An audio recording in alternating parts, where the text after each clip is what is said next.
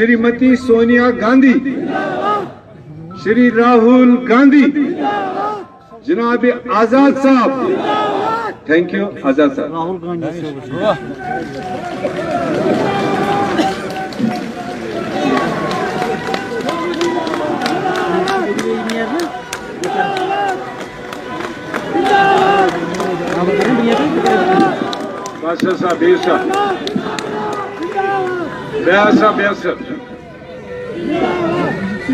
हमारे कांग्रेस पार्टी के लीडर और सूबा मुल्की सतह के साबका सदर जनाब राहुल गांधी साहब, प्रदेश कांग्रेस के सदर मीर साहब, AICC के जनरल सेक्रेटरी वेणुगोपाल जी, हमारी सेक्रेटरी इंचार्ज रजनी पाटिल साहब, मोहतरम सैफुद्दीन सोज साहब, मोहतरम तारिक करा साहब, साबका PCC प्रेसिडेंट और साबका वजीर पीरज़ादा मोहम्मद सईद साहब,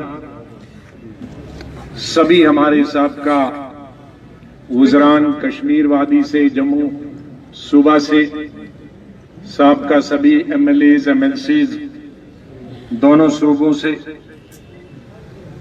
और मेरे भाइयों और बहनों, गर्मी बहुत है कश्मीर के हिसाब से। मैं ज्यादा वक्त लेना नहीं चाहता। आज हम सब और आप सब खासतौर से राहुल जी को सुनना चाहेंगे। जब हमारी सरकार थी मरकज में और यहां मिली जुली सरकार थी, राहुल जी ने बहुत दिलचस्पी ली कई प्रोग्रामों में। उड़ान जैसे प्रोग्राम इनके जहन की एक तकलीफ थी, उसको मॉनिटर करने आते थे कई दफा। मुझे मालूम है बड़गांव में एक दफा हम इकट्ठे गए थे और बहुत सारे मुल्की प्रोग्राम हैं जिनको यहां लागू करने की कोशिश की थी, लेकिन 1914 के बाद मुल्की हालात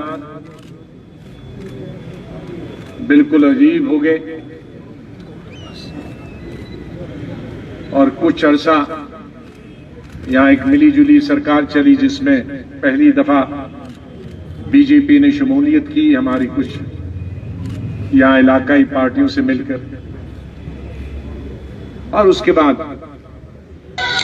भारतीय जनता पार्टी ने अपने हाथ में हुकूमत ली, असेंबली को बर्खास्त किया और 1-1.5 साल बाद एक ऐसी अनहोनी चीज की जिसकी मिसाल दुनिया की का जिन्हें दर्जा हासिल था उन्हें स्टेटों का दर्जा दिया गया, लेकिन दुनिया में और हिंदुस्तान में सबसे बड़ा मजाक इस जमहूरी दौर में मरकजी सरकार ने हमारे साथ किया। स्टेट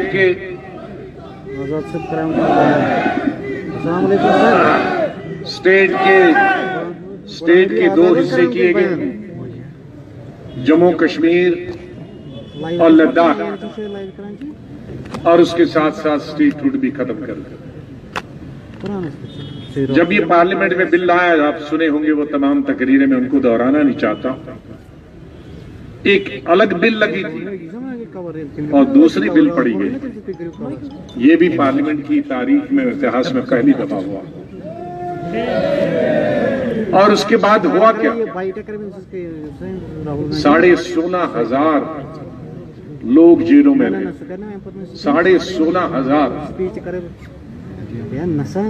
4 अगस्त और 5 अगस्त 2019 की रात को रियासत के तमाम चीफ मिनिस्टर, साहब का वजीर, साहब का MLA, सीनियर लीडर्स और 16,500 लोगों को गिरफ्तार किया, जो कि अब तकरीबन कुछ दर्जन नहीं, अब बहुत कम रह गए हैं, 100 से कम रह गए हैं। वो उनकी जो दूसरे केसेस में है उनकी बात नहीं करता, मैं सिर्फ पॉलिटिकल वर्कर, सियासी वर्कर उनकी बात करता। तो इस तरह के हालात, और यहां किस तरह के हालात रहे वो न पूछे, वो से एक बुरा ख्वाब समझ के अगर हम भूल जाएं तो बहुत अच्छा होगा, वरना शायद अवाम की उम्र आधी से घट जाएगी और कईयों को हार्ट अटैक हुए और हो जाएंगे और कई बीमारों के मालिक हो जाएंगे अगर उन यादों को हम दिल से और दिमाग से न निकाल। कोशिश की हम लोगों ने आने की, ऑल पार्टी की सरबराही राहुल गांधी जी कर रहे थे। एयरपोर्ट से 4-5 घंटे रहने के बाद हमें वापस किया गया। उससे पहले मैंने एक कोशिश की थी अकेले आने की, उस दिन भी 5 घंटे के बाद वापस किया गया। फिर हमने सोचा कि जम्मू जाने देंगे, जम्मू भी 4-5 घंटे के बाद वापस किया। फिर हमने इजाजत मांगी आने की, नहीं दी। फिर मुझे सुप्रीम कोर्ट की तरफ रुजू करना पड़ा। तो अक्टूबर 2019 को सुप्रीम कोर्ट ने भी थोड़ी सी इजाजत दी कि एक तो कोई सियासी पब्लिक मीटिंग नहीं करूंगा मैं, जो कि अब हट गया। कुछ महीने पहले मुझ पे पाबंदी जो लगाई गई थी कोर्ट की तरफ से, और सिर्फ 3 जगह में जा सकता हूं, अनंतनाग, बारामूला और जम्मू शहर। तो इस तरह की पाबंदियां हमारे ऊपर, हम सब के ऊपर, मैं नहीं कहता कि मेरे ऊपर, सब सियासी पार्टियों के ऊपर लगी हुई। ये जमहूरियत की निशानी नहीं थी, ये जमहूरियत के खिलाफ है। लेकिन अब हमें उम्मीद है जब सरकार ने, वजीर आजम ने ऑल पार्टी मीटिंग बुलाई, तो जो उन्होंने हमें भरोसा दिया, जो विश्वास दिया, हमें उम्मीद है, हम तवक्का करते हैं और जम्मू कश्मीर के अवाम तवक्का करते हैं कि जो उन्होंने वादे किए, 5 मांगे कांग्रेस पार्टी की तरफ से हमने रखी थी। एक मीटिंग की थी जिसकी सदारत कांग्रेस सदस्य श्रीमती सोनिया गांधी ने की थी। यहां से मीर साहब भी आए थे, करा साहब भी आए थे, मैं तो था ही उस मीटिंग में, करण सिंह जी भी थे, मनमोहन सिंह जी थे, चिदम्बरम जी थे। तो इसमें एक जो मसूदा बनाया था हम सब लोगों ने पार्टी की तरफ से, मुल्की पार्टी की तरफ से और जम्मू कश्मीर की तरफ से, कि हम ज्यादा मांगे नहीं रखेंगे, बहुत सारी छोटी मोटी मांगे रखेंगे, तो उसका सरकार क्या उसकी तरफ ध्यान नहीं रखेंगे। हमने मोटी मोटी 5 मांगे रखी हैं कांग्रेस पार्टी की तरफ से, कि एक तो इलेक्शन होने चाहिए और फुल स्टेटहुड होनी चाहिए। लेकिन उसमें भी एक शर्त रखी हमने कि पहले स्टेटहुड होनी चाहिए और उसके बाद इलेक्शन। मीर साहब को अगर याद हो गए, मीटिंग में थे, मैंने इनको बताया कि भाई अगर आप पहले इलेक्शन करोगे तो फिर एक दफा गड़बड़ हो जाएगा, कई पार्टियां कहेंगे हम हिस्सा नहीं लेंगे, कहीं लेंगे, तो फिर वो विवाद शुरू होगा।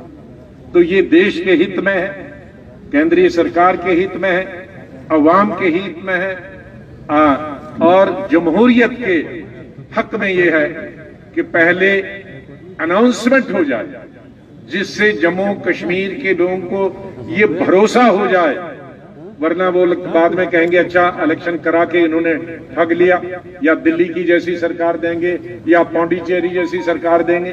हमें दिल्ली जैसी सरकार नहीं चाहिए, नहीं, हमें पौंडीचेरी जैसी सरकार चाहिए कि जहां कैबिनेट का हर फैसला लेफ्टिनेंट को गवर्नर को जाता है, जहां लेफ्टिनेंट गवर्नर ही सरकार चलाता है, लॉ एंड ऑर्डर भी वही चलाता है। ये बॉर्डर स्टेट है, यहाँ लेफ्टिनेंट गवर्नर को पता नहीं चलेगा लॉ एंड ऑर्डर क्या। ये कई सालों का, 70 साल का तजुर्बा है यहाँ लॉ एंड ऑर्डर, यहाँ का चीफ मिनिस्टर और यहाँ की सरकार ही चला सकती। इसलिए फुल स्टेटहुड और उससे पहले उसके बाद इलेक्शन हो, और दो चीजें हमसे छीनी गई जो 35A में, हमें 35A कोई बजाते खुद 35A कोई ऐसी चीज नहीं है कि हमें वही चाहिए, हमें वो जो प्रोविजंस है वो चाहिए। उसमें क्या है कि बाहर वाला नौकरी नहीं कर सकता, बाहर वाला जमीन नहीं खरीद सकता, और ये रियायत सिर्फ हम ही को नहीं है, नॉर्थ ईस्टर्न के 8 स्टेट को, चलो वो समझें कि नॉर्थ ईस्ट है, लेकिन हिमाचल हमारे पास, हिमाचल की असेंबली ने पास किया, उत्तराखंड हमारे साथ है, इसी तरह का स्टेट, उनमें भी ये तमाम चीजें हैं। तो हमसे क्यों ये छीनी गई? और जमीन का मामला जहां तक है, ये महाराजा हरि सिंह ने 1925 से लागू किया था और 1927 में कानून बनाया था। तो ये कोई नया कानून या आर्टिकल 370 का कानून नहीं था, ये कोई शेख साहब का कानून नहीं था, ये बख्शी साहब और मीर कासिम या कांग्रेस का कानून नहीं था, ये फारूक साहब का कानून नहीं था। ये जब महाराजा हरि सिंह था 1925 और 1927 में, इस इलाके की जो पिछड़ापन है, क्योंकि मुल्क के आप टेल एंड पे कहिए या हेड पे कहिए, यहाँ दिल्ली की तरह या यूपी की तरह आमदोरफ्त नहीं है कि दूसरे स्टेटों के लोग हमारे बीच में से जाएं और हमारी इकोनॉमिक एक्टिविटी हो। ये हम कोने पे है, यहाँ वही आएगा जिसको जम्मू कश्मीर आना है, क्योंकि एक तरफ से पाकिस्तान है और दूसरी तरफ से चाइना है, वहां तो हम जा नहीं सकते। इसलिए यहाँ जो हमारा गुजारा होता है कश्मीर का टूरिज्म, फ्रूट और ये हैंडीक्राफ्ट्स पे, और जम्मू का जो हमारा गुजारा होता है वो ट्रांसपोर्ट होता है और इंडस्ट्रीज पे होता है, और ये तमाम चीजें बंद होगी। जम्मू की भी 13,000 इंडस्ट्रियां हैं, उनमें से 6,500 इंडस्ट्री है, 13,000, उनमें से 65% इंडस्ट्रियां इन 2.5-3 सालों में बंद हो गई है। और वो तमाम इंडस्ट्रियां कश्मीर को माल सप्लाई करती थी, क्योंकि यहाँ लोगों की जो आर्थिक इकोनॉमिक हालत खत्म हो गई तो वो इंडस्ट्रियां वहां बंद हो गई, वहां भी लाखों लोग रोजगार हुए। इसलिए बेरोजगारी, बेकारी को खत्म करने के लिए, और फिर हमारी जो रियासत है, उसी तरह से जिस रियासत का हमने एक वक्त खुशहाल जम्मू कश्मीर का सपना और ख्वाब देखा था, उसी खुशहाल रियासत के लिए ये जरूरी है कि मरकजी सरकार फौरी तौर पर स्टेट बहाल करे। अभी बजट सेशन है, मैं राहुल जी से आपकी तरफ, अपनी तरफ से गुजारिश करता हूं कि मैं आप तो पार्लियामेंट में नहीं हूं, लेकिन यहां जाने के बाद अभी 3 दिन पार्लियामेंट में है, आप बताइए कि आप लोगों ने वादा किया है स्टेटहुड का, तो 3 दिन अभी बाकी है, इसी 3 दिन में वो बिल लाएं स्टेटहुड का और इसमें पास करें, और उसी में जमीन और उसी में हमारी उसी बिल में ही जमीन और नौकरी का प्रोविजन भी रखें, ताकि 3 चीजें हमारी एक बिल में, और 5 मिनट में ये बिल पास होगा। इसमें कोई लंबा चौड़ी चीज नहीं है। बाद में इलेक्शन कमीशन से हम खुद बात करेंगे इलेक्शन लड़ने के लिए, लेकिन ये 3 चीजें होंगी। मैं इन्हीं बातों के साथ स्वागत करता हूं राहुल जी को कि आखिर आपने टाइम निकाला, और हालात इस तरह के थे यहाँ कि आप आ नहीं सकते थे। एक तो सरकार की तरफ से पाबंदी, और गुज़िश्ता 2.25 सालों से जो ऊपर वाले की पाबंदी थी पूरी दुनिया में कोविड की, तो उसकी वजह से भी आप और हम सब नहीं आ सके।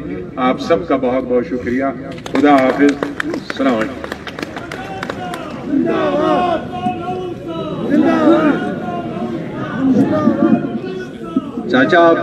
चाचा बैठ।